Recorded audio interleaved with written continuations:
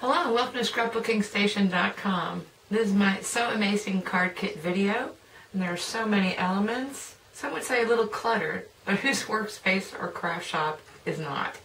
I'm going to put the camera over my shoulder and we're going to take a look at the materials and elements. Okay, beginning with the base card, we've got, this is a natural vanilla, and then it's just stamped with soft suede. So I've got little salutations here where I've also punched holes along the edge.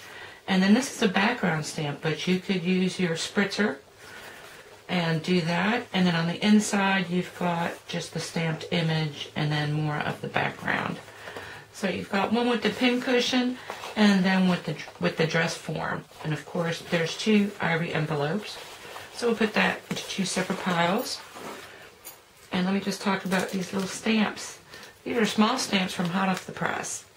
And once again, the pin cushion and the dress form. And I like these small stamps to kind of fill my shopping cart. So if you're a little bit short of some value, or just even shipping and handling, they're a great way because they're like 99 cents and $1.29. Now for the focal images on each card, all I've done is use clear embossing powder and heat emboss these with my soft suede ink and Versamark. So you got two of those on pattern papers, and then the brushed gold matte for each, leaving 1/8 of a border around both the focal images. So you want to put one of those in each pile. I'm going to keep the dress form with the stamped dress form and the pin cushion with the pin cushion. Then you've got some elements you're going to need to trim around. These are gold embossed on the soft suede cardstock, and they're just portions of the larger focal image, and we're just going to use those to kind of accent. And so that needs to be trimmed, so I'm going to put that in the trim pile. Then I've got two gold heat embossed salutations. This says amazing, and we're going to trim around that as well. So I'm going to put that in my trim pile. You've got letters that were stamped, and then I just colored in using my Stampin' Right markers. So you got two of those. Those also go in the trim pile. Then for the little patchwork that goes behind the focal image, I've got 3 patterns. And all this pattern paper is from the Attic Boutique Designer Series paper patterns. And I've taken this yellow pattern and put it through the square lattice embossing folder. And then this is the houndstooth on the blue. Now I'm going to work with this side of the pattern paper, and the other side is going to be like totally random because these are larger patterns, and depending on which piece you get is what pattern is going to show up here. So if you want to flip one over and use it, that's fine as well. So I'm just going to put those aside for a second, and then we're going to look at, I've got 2 gold needles, and this I just cut from cardstock. They're about 1/4 inch at the top, and then about 2.5 inches long. And I just freeform cut that and then use a 30-second hole punch. And then I've got a collection of buttons and done in the soft suede, and I punched holes in the larger ones as well in case you want to thread those. Then I've got 2 pool party buttons, one for each card. Of course you got the you are or your, and that's out of the pool party cardstock. And then I've got a coordinating piece of ribbon, and for this video I'm using the linen thread, but I'm expecting the gold baker's twine, which is part of our new occasions catalog, which I think is going to work really nice. If I need to adjust the hole size, I will. So you'll get 2 feet of that, so plenty to thread wherever you need to thread. So to begin, I think, of course you get dimensionals. To begin, what I'm going to do is trim around all these things that need trimming, and then we'll be back to work on the focal images. So go ahead and pull those out. Well, trim around. Actually, if you wait a second, I'll show you how closely each of these needs to get trimmed, and then we'll put together our focals. So I will be back in a second. So I finished my trimming, and I also did a change of design. I decided to go ahead and put these eyelets in. So your card kits will have 2 gold eyelets on either side of Amazing, and that just makes it easier to put the ribbon through. So there I trim very loosely, and you can always come back and trim some more, but you can see how that is. Now the opposite of that are these little accents. You want to be right on top of the gold embossing. And actually the gold embossing helps resist your scissors a little bit. So if you're careful, you can do that pretty easily. And then on the letters, I left about a 1/32, 1/16 border. And that's only because these letters have little tick marks, stitching that comes along the side, and I didn't want to lose that. So that's how those were cut. Anyway, let's start with this pin cushion. And so what we're going to do is attach the image to the mat. And I use Tombow glue. And I just put a little on the edge. Don't need a lot. Of course, you can use your snail adhesive as well. But you're going to need the Tombow for some of these smaller elements or something with a fine point. Like I said, I want to leave about 1/8 of a mat around this. And you get that on there. Now I'm going to use actually a 1/2 of dimensional to attach the accent. So let me cut one of my dimensionals in half. You want to position that right on top. This one more so than the dress form. And that just makes a pretty little accent for your focal image. And I went ahead and I did that for the dress form. Now the dress form, you don't have to be so exact because this is actually just a little flower stamp. So it's not the exact image on the dress form. And if you wanted to, you could tilt it so that you've got some of these stems sticking out. But I wanted to be able to see this little flourish on the outside. So I've got that done. The next thing we're going to tackle is the ribbon and twine. And for that, I'm going to pull in the card front. So all I've done here is thread this and pull a bow. And we're going to see if I can do that on camera from far away. And I like to keep my thread as long as possible before I cut anything off.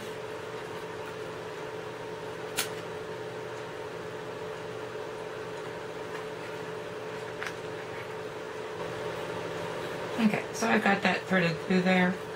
It's not that difficult, it's just that my eyes aren't really good enough to see from that far away. So I'm out of the camera. And you just want to tie a bow. And you do this with all, both cards. And of course, as you get the knot, you want to manipulate it.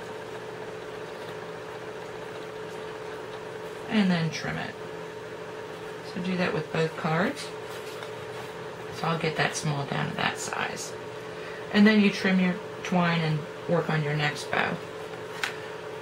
Now for amazing, and the reason I put these eyelets on here is so that you don't have to be all that careful. Originally I was going to have you try and not tear it, but this just makes it more secure so you can be a little bit rough. And of course the first thing I'm going to do is just pull this through. Now you could always cut off one or the other side and do something like a knot. So all I've done is I tied my twine, and now I'm going to take 2 points and pull them through one side. Okay, so I've done that. I've got my little knot sticking up above the eyelet, and then I've got my 2 edges sticking out. And I'm not going to trim that until I actually position it on the card. So get all your threading done, and then what I'd like you to start with the panels is cut yourself some pretty good chunks. So these are 3x6 panels. For the embossed ones, there's a portion that's not embossed. I just cut that off. And then I cut a strip 1 inch wide, and then 1.5 inches wide. And then I think the remaining square was 3x3. So I'm going to do that with both of, or actually all 3 of my patterned panels. And then we'll go back and look at positioning. Okay, we're looking at the pin cushion now. And you've got to remember that your proportions for your 2 focal images are different. So you're not going to have the same size squares. But pretty much you're eyeballing it. You want to use pretty much end to end of the card. I mean, I'm going to leave like a 1/16 of an inch on either side and have them extending this way. The other thing is on these textured pattern papers, It kind of depends what pattern it is. You can run this through a paper slicer, paper trimmer, but you probably will get niblets if you're successful. Worst case, you pull something like this, which actually you could use in your card design, but use scissors to cut these into squares. Anyway, the other thing you want to keep in mind is that you've got a couple elements. This one's going to be, you're going to see the yellow again down here, and so therefore you want to kind of keep this yellow texture off that way. And you've got your little letters, blue letters, that are going to come up here, and so you want to keep this other texture down there somewhere. Anyway, when you have it like you like it, just start gluing down your layers. And I went ahead and did that with this one, so you could see how it varies a little bit. These are actually thinner pieces, and this one was just chopped in two since you weren't going to see the middle. It wasn't a single strip. Anyway, play with it, and then once you get it how you like it, like I said, just glue down your layers and put your focal on top. Then before I come back, I'm going to have my needle threaded, and we're going to take a look at the remaining elements. So the patchwork is on, and we've got our focal image on, and now it's just a matter of deciding where to place these last couple elements. Fortunately, there really isn't that much space if you've spread out your patchwork quite a bit, so it kind of comes together all on its own. And again, you're dealing with different proportions for this focal image, and so that is going to drive some of this, and also how you did your ribbon treatments. So this is how I'm actually planning on putting this all together, and I'm going to use little half dimensionals to get these stuck on there, and of course do something with this thread to hold it down where I want it to kind of extend off of the needle. Now would be a good time also, you want to consider where you're going to put your little cluster of buttons. And so what I did with a couple of my paper buttons is this thread is actually 2-ply. So first off, I split it out so I've got one single piece of thread, and just tied bows and knots. And then the other thing you can do is cut a very little sliver piece of your pattern paper. I would not use the textured portion, just the flat portion, and thread that through those holes. And so I did that with one, and then I've got this one that I also used the pattern paper, and that's going to be like so. But anyway, I'm going to try and cluster some of these buttons. I think for each card, a large button, a medium button, and then this blue button. I'm going to save little babies for the inside, which we'll take a look at in a little bit. So let me put that down, and I'm going to show you how I'm positioning this other card. So again, because you're dealing with different proportions and a different ribbon treatment, the first thing I did was fold it under that edge. There wasn't much room to extend out this way, so I just folded it under and actually taped it in place. And then I left this extending because I think my cluster of buttons is going to go somewhere in here. And then anytime you've got something, like especially this button, very thick, you want to try and leave it into the center a little bit, and that just makes it easier to put into your card. But all this has been secured, so I just glued down the UR, and then these are on the foam tape. I've got my needle coming across this way, and like I said, leaving this ribbon. So when I come back, I'm going to have this situated, and the buttons, and then we're going to talk about the interior for just a little bit. Okay, so here I have the two finished designs, and so I put my cluster of buttons on, of course trimmed off the ribbon and the twine, and this is the pin cushion, and then here's my dress form, and then I'm going to talk about the inside.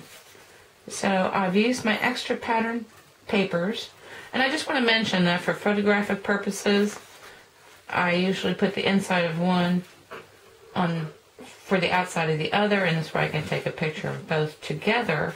But actually, now that I've put this together, I think it looks good this way. So having one of each image on your cards. Anyway, so finish this off. As I said, the look is almost cluttered. You know, there's just so much going on, but as I mentioned in my introduction, whose workspace isn't? And that's kind of the beauty of this card. So I would doubt very seriously that anyone watching, if you're starting from scratch, has all these elements, but you've probably got things that will work the same way. So it's pulling a little bit from everything. I mean, even the stamps are like from 5 different stamp sets. Anyway, I'm going to finish up with some photographs of the finished projects, and then a quickie of all the materials and tools, you know, the embossing folders and whatnot. And I hope you took something away with you that you can use in your own card making.